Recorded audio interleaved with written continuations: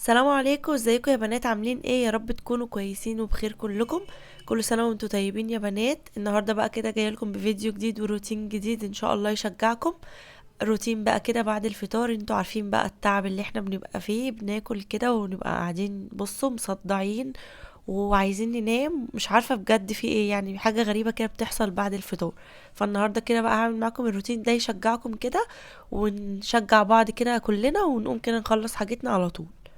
بصوا بقى انا هنا كده ايه، بعد الفطار على طول، بعديها يعني بحوالي ساعة كده اكلت وارتحت شوية، وقمت على طول شلت الاكل من على السفرة، وكنت سايباها يعني كان عليها شوية ردة وكده، فقلت اريح بس كده شوية، بعد كده ايه اقوم بقى ايه الم الدنيا على طول.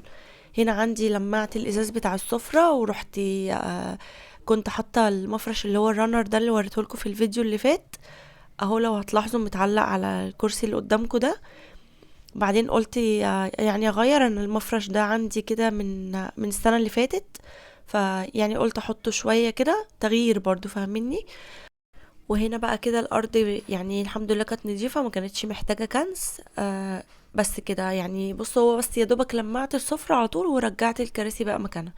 هنا بقى فوق في الجزء بتاع الانتريه ده اللعب كله بقى بيبقى فيه، انتوا عارفين العيال يعني بيقعدوا بقى يلعبوا ويتنططوا كده. فهنا بقى ايه، ابو كنزي كان دخل ينام شويه، وانا قلت بقى ايه هعدل بس المكان، الفرش مكان ما كانوا بيتنططوا كده. ده يا بنات الفرش اللي انا كنت عاملاه اللي قلت لكم عليه. بصوا عايزه اقول لكم عاجبني قوي ومغير الشكل بجد خالص، يعني كاني نجدت الانتريه من الاول. بس بظبط كده اللي هي الاساتك دي، يعني من الجنب كده عشان تبقى ماسكه فيه كويس. وكنت كنت هعدل المخدات برضو. الارض ما كانش فيها حاجه، كان فيها بس كده شويه فتافيت. كانت كنزي قاعده بتاكل بتكسر المكسرات وقاعده بتاكل فيها يعني. بس فظبطت الكراسي كده على طول وخلاص كده هديها كنسه. بصوا مش ما كانتش محتاجه مكنسه يعني، الموضوع كان سهل قوي الحمد لله. الشقه يعني اهو بقالنا اسبوع كده من اول ما فرشت، وعدى اهو اسبوع من رمضان، والحمد لله لسه يعني محافظة على نظافة الشقة.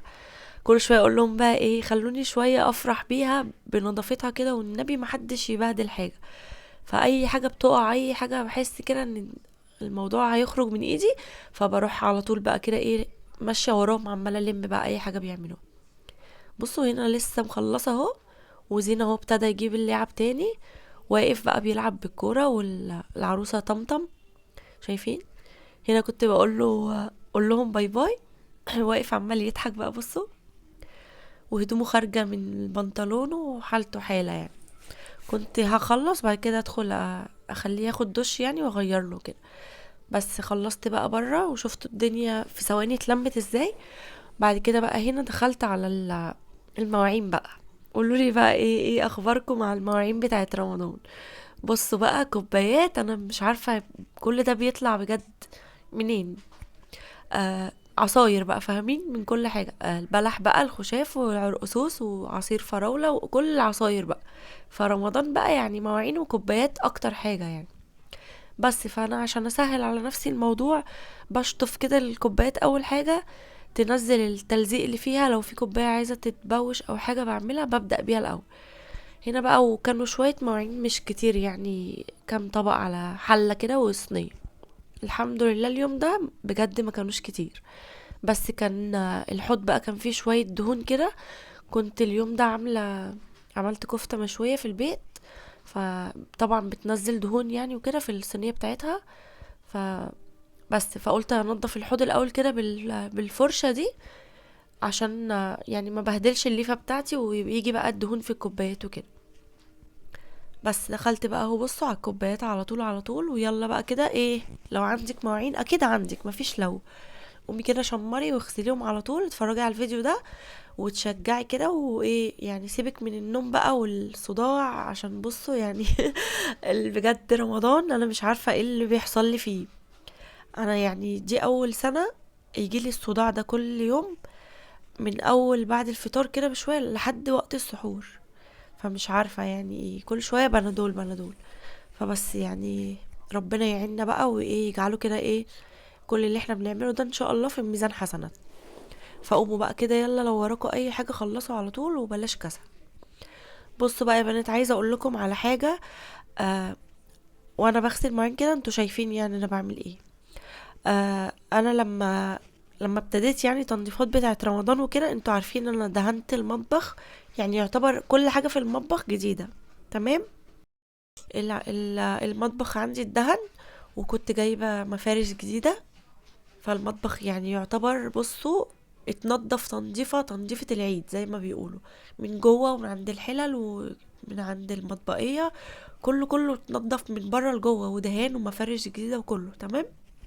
بصوا بقى، جيت يوم الفرش، كنت فرشت بقى وكنت مخليه اللي هو الستيكر ده اخر حاجة احطه مع اليوم يعني بتاع الزينة وكده.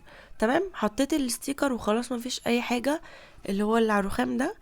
ورحنا بقى عند حماتي نتسحر اول يوم معاها. بعد كده رجعت طلعت البيت، ببص على الرخام، لقيت الرخام مليان نمل. بصوا انا اتصدمت بجد، يعني انا مش عارفة ازاي. يعني لما تكون الدنيا مش متروقة طول السنة مثلا وكده ممكن نلاقي نمل، ماشي، بقول حاجة واقعة في المطبخ، سكر مثلا على الرخامة كده يعني. فاستغربت بقى من ايه، ان انا منضفة بجد تنظيفة، انتوا شفتوا يعني في الفيديوهات اكيد لو كنتوا بتتفرجوا. معرفش النمل ده جه منين. اول ما حطيت الستيكر على الرخامة لقيت نمل نمل نمل ماشي كده قدامي بجد. يعني بصوا كنت هعيط والله اليوم ده. فدي حاجة. رشيت رش كده بتاع النمل، اختفى يومين، بعد كده لقيته جه تاني. رحت مسحة الرخامة بكلور، بس قلت اجرب. يعني النمل بصوا ابتدى كده يقل شوية، دي حاجة. سيبكوا بقى من النمل هنا بقى، بصوا الجزء اللي عند الكلام ده على اللي انا بقوله يعني، على الرخامة التانية اللي بتبقى جنب المطبخ وكده. هنا بقى الرخامة بتاعة الحوض. طبعا انتوا شايفين، مجرد ما لزقته وابتديت بقى استعمل الحوض بقى وميه وكده، لقيته يعني اترفع كده، فاهمين، من على من على الرخام، وبقى داخل تحتيه ميه. فانا شفت ناس قبل كده بيقولوا يعني ان ده بيعمل كارثة وبيعمل حاجة اسمها عفن كده. فانا خايفة بصراحة، مش عارفة يعني، بشوفهم بيقولوا ان هو عامل ريحة مش حلوة في المطبخ او كده. فحبيت اقول لكم يعني لو حد هيعمله بجد ما تعملوش، عشان انا شاكه اصلا ان موضوع النمل ده جه منه. يعني استحاله ان انا الاقي نمل بعد التنظيفه اللي انا عاملاها دي. فخلوا بالكم، قلت اقول لكم كده ايه نصيحه. وانا يعني حالا اصلا اول ما اخلص هشيله، او ممكن اسيبه يومين كمان، يعني افرح بس كده بشكله. هو كشكل حلو، لكن هو مش عملي خالص. برغم ان انا جايبه يعني نوع حلو كده، نوع الماني وحراري، يعني بيستحمل الحرارة وكده المفروض. فمش عارفة بجد ازاي، يعني كنت مظبطة الدنيا ومنشفة الرخامة كويس قوي قبل ما الزقه. فلقيته كده يعني بصوا بيترفع من مكانه، وممكن يعمل ريحة او حاجة يعني. فبلاش منه خالص، انا بس هسيبه كده يومين ولا حاجة، بعد كده هشيله. فمحدش يعمله يا بنات بجد، دي نصيحة مني ليكم. بس يا بنات، المهم بقى هنا ايه، خلاص كده كنت خلاص يعتبر قربت اخلص الدنيا بره. تمام يعني متظبطه ونضيفه وخلاص، دي اخر حله. آه هغسل كمان البوتاجاز. هو نضيف بس كان عليه طرطشه كده بتاعت البطاطس. فهنضفه معاكم، يا رب كده تكونوا بتتشجعوا من الفيديوهات دي. وعايزاكم بقى يا بنات تشجعوني وتحطوا لي كده لايك وتكتبوا لي كومنت. الفيديوهات واقعه خالص، مش عارفه ليه يعني. انتوا كده مقصرين معايا. فاللي يشوف الفيديو يحط لي لايك، يعني اثبتي وجودك كده، قولي لي انت منين، من اي بلد، بتتفرجي كده وبتتشجعي ولا ايه، بتتفرجي وخلاص. بس يا بنات، ايه كمان.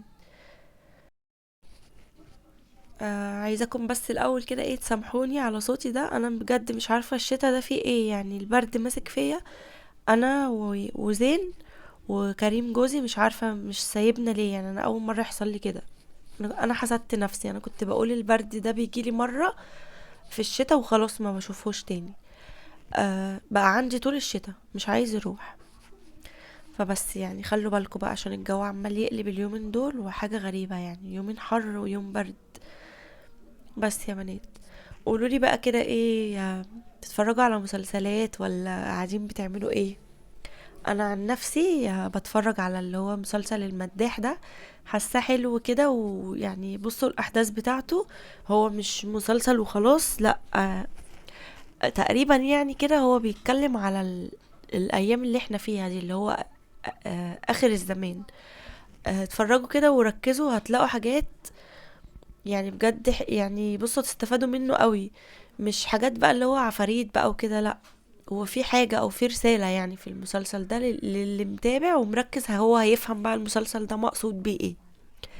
بس يا بنات هنا بقى خلاص كده دخلت اهو على البوتاجاز، وهو يبان لكم كده ان هو نضيف، بس هو ايه، عليه شوية طرطشة كده. فانا ايه بحاول الحق الموضوع كده من اوله يعني، عشان ما يتمليش بس دهون وكده.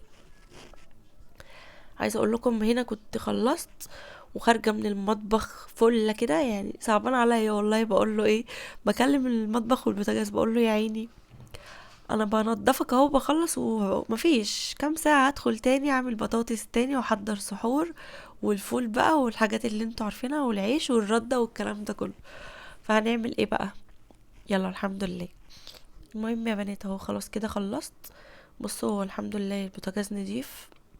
اكتر حاجه ايدي فيها في البيت كله يعني هو البوتاجاز، مش عارفه ايه السر يعني.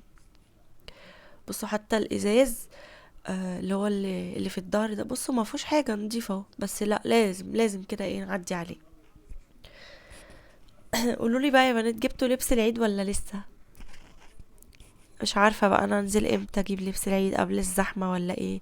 مش هجيب ليا يعني، انا عايزه اجيب بس للعيال اول حاجه، ولو لقيت بقى ليا انا كده وفي وقت ممكن ابقى اجيب يعني. بس يا بنات هنا بقى كده اهو خلاص خلصت.